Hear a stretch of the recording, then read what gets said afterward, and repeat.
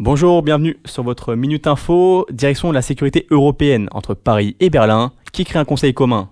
Le président Emmanuel Macron a annoncé mercredi 7 mai la création d'un conseil franco-allemand de défense et de sécurité, aux côtés du nouveau chancelier allemand, Friedrich Merz. L'objectif, apporter des réponses opérationnelles aux enjeux stratégiques partagés. Une première réunion se tiendra cet été, entre Paris et Berlin, qui entendent également développer un programme commun d'innovation de défense.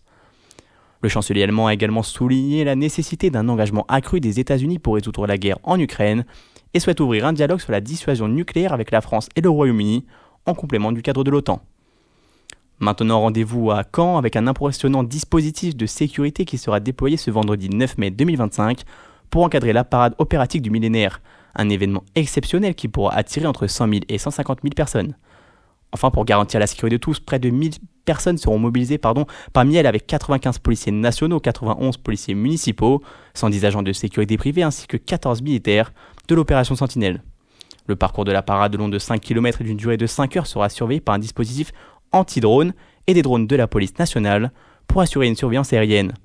Et bien sûr, en plus de ces forces de sécurité, 40 pompiers, 110 secouristes seront présents ainsi que 500 bénévoles chargés d'informer et d'encadrer le public. Le maire de Caen, Aristide Olivier, a assuré que tout le monde et chaque personne sont prêts pour cet événement qui se déroulera normalement dans les meilleures conditions possibles. Enfin, pour terminer, la police municipale d'Aubagne se dote d'un défibrillateur innovant pour renforcer la sécurité des citoyens, le Sailhead for Life. Ce défibrillateur personnel, compact, connecté et simple d'utilisation est désormais intégré à l'équipement de terrain des agents grâce à un partenariat avec la société française Tatondef, spécialisée dans la distribution de solutions innovantes de protection. Avec ce dispositif, les agents municipaux peuvent intervenir de façon immédiate en cas d'arrêt cardiaque avant même l'arrivée des secours médicaux. Cette initiative place Aubagne parmi les collectivités pionnières en matière d'équipement des forces de sécurité avec des outils à forte valeur ajoutée pour la survie en situation critique. Chaque année, entre 40 000 et 50 000 personnes en France sont victimes d'un arrêt cardiaque soudain et chaque minute sans intervention réduit de 10% les chances de survie. Pourtant, l'accès au défibrillateur reste limité, ce qui retarde trop souvent les secours. Celui-ci est simple à utiliser, il se déclenche en 3 gestes, casser, séparer, coller.